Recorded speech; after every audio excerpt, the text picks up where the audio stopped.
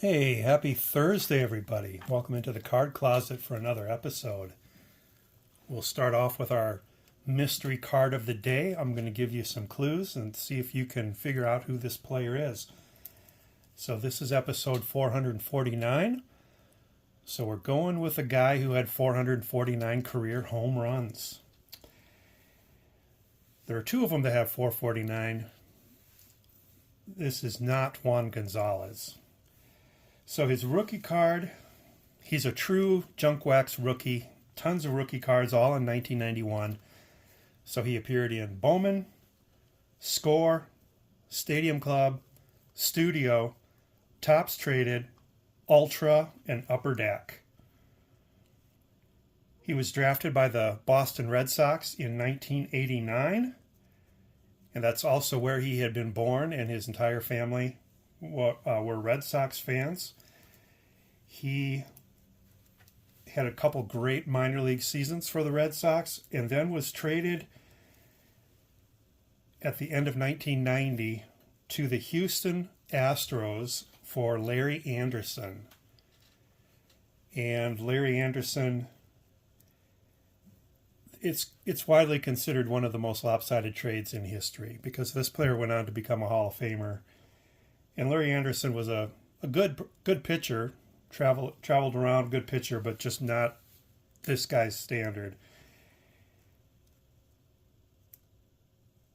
He was a third baseman in the Red Sox system, but he had Wade Boggs and Scott Cooper ahead of him on the depth chart. He would switch to first base when he got to the Houston Astros.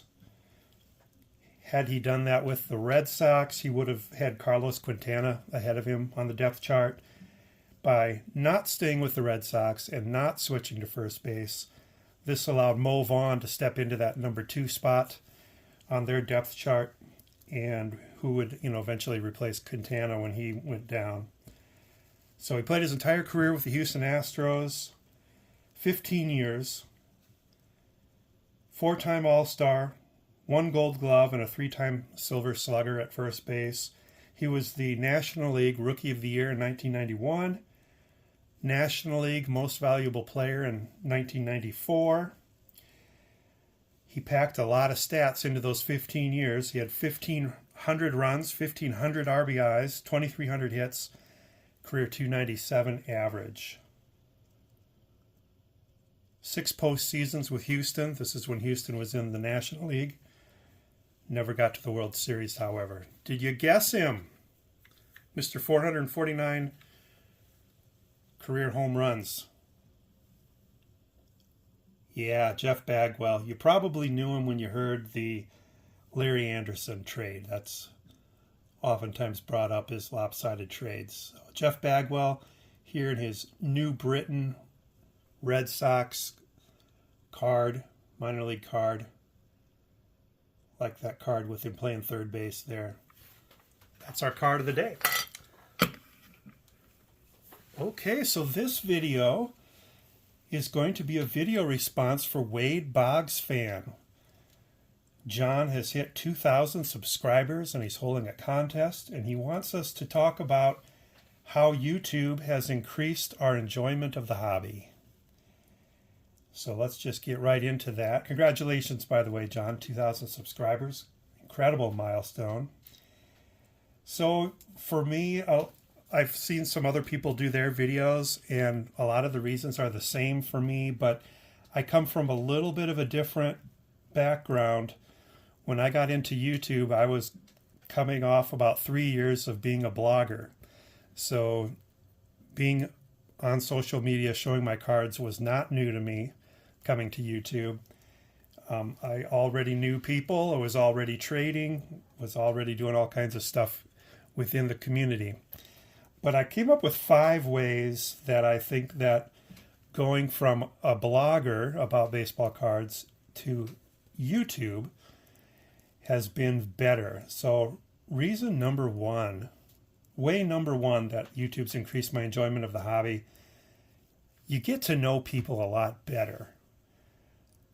In the blog world, you can leave comments.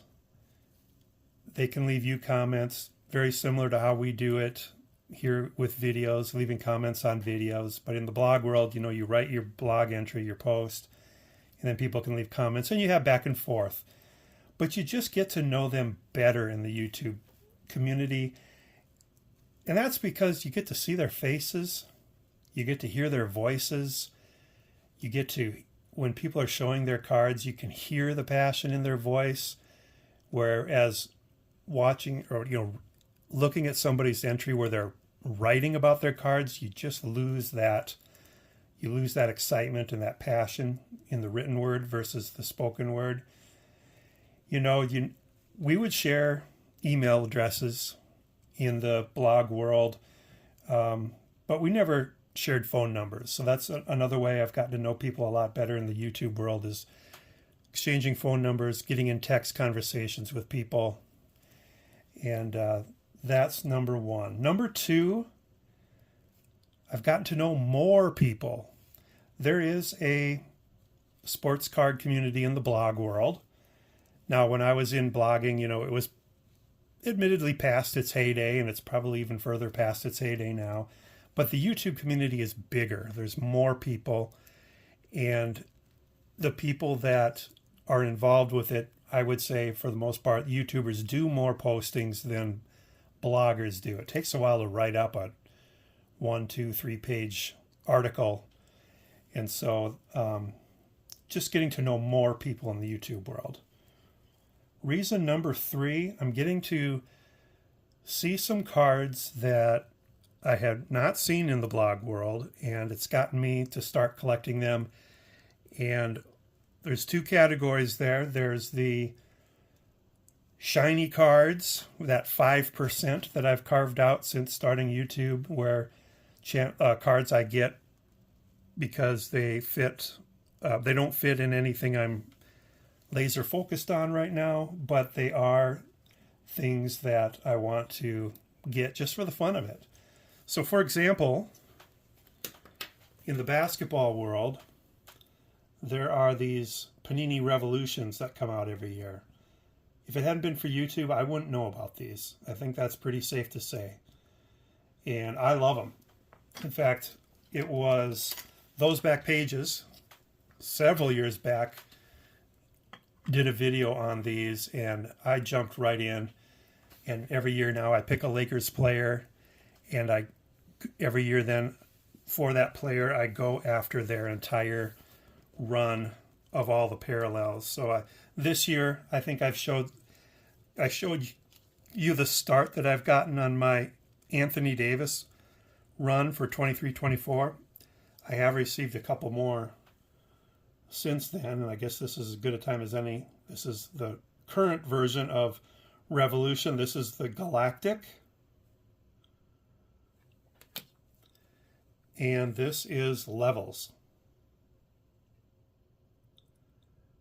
So those are 2 more that I did not have in the Anthony Davis parallel run. And again, these shiny cards are just something fun I do. Another guy I'm going to blame is Shoebox Legends. He's gotten me into Sapphires. He's gotten me into some other things too, Gilded. But this is probably the one that has really stuck with me the most, these Atomic Refractors. Another thing that's a lot better about YouTube than the blog space, this shows so much more brilliantly than taking a picture of a scan of it and putting it in your blog post. Somebody just sways the card back and forth a little bit and you just see all that brilliance in there. And it's for those reasons that YouTube has got me going on some of these shiny parallels that I wouldn't be in otherwise. So those are a couple examples. Another example of getting cards I probably wouldn't have, I had a Hall of Fame run that I had started a long time ago. Getting into YouTube now has got me kick-starting that and continuing to get more of them. Probably going to blame Baseball Collector the most with his Hall of Fame runs. Here's a couple that are examples that just came in this past week. I want to get a tops run of Stan Musial. And here's this 1963 that I just recently picked up.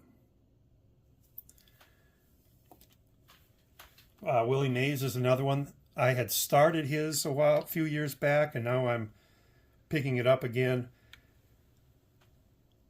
Here's this 1965 that I just got.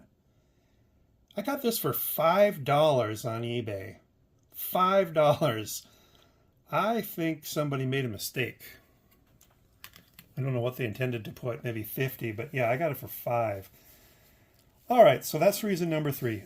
Reason number 4, or way number 4, that YouTube has increased my enjoyment of the hobby. It gives you something to reference to the people in your the real world life, real face-to-face life. So having a YouTube channel, you could give somebody the link to it in your circle of friends, and they can watch some of your videos, and they can really get a good idea of, you know, what you're passionate about, what your hobby is like, what you have. And that's come in pretty handy with people I work with, people at church. I just tell them where my YouTube channel is, and then I hear comments on, hey, I saw you got a such and such, or, oh, that was a great video you did last night. You know, I hear that from people. And it's just an easy way to reference your collection to somebody, and they can pop in and they get a good idea of what you do. And then number 5 is the desire to meet fellow hobbyists in person.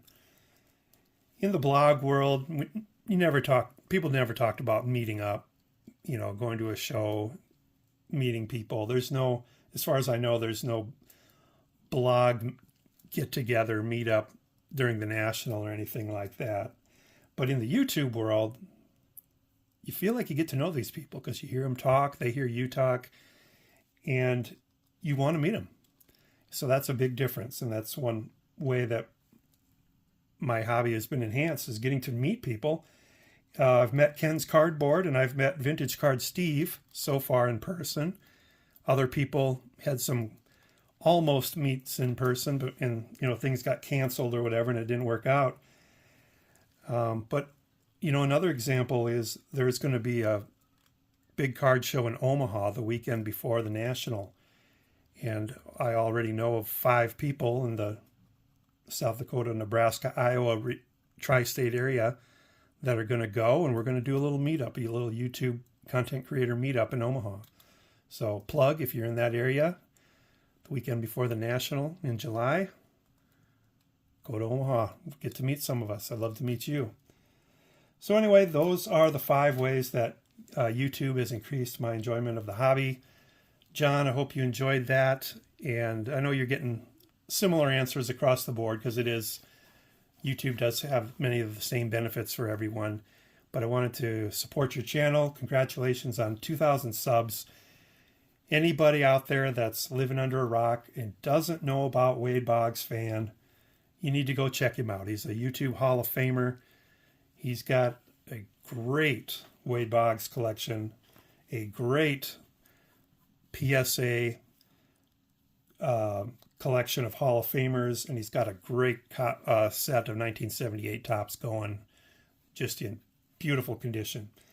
So that's all I've got, everybody. Hope you're having a good week. We got Memorial Day weekend coming up. Enjoy the weekend. Remember those people in your life that are no longer with us. Have good thoughts about them. We will see you on the next one. Thanks, everybody. Bye now.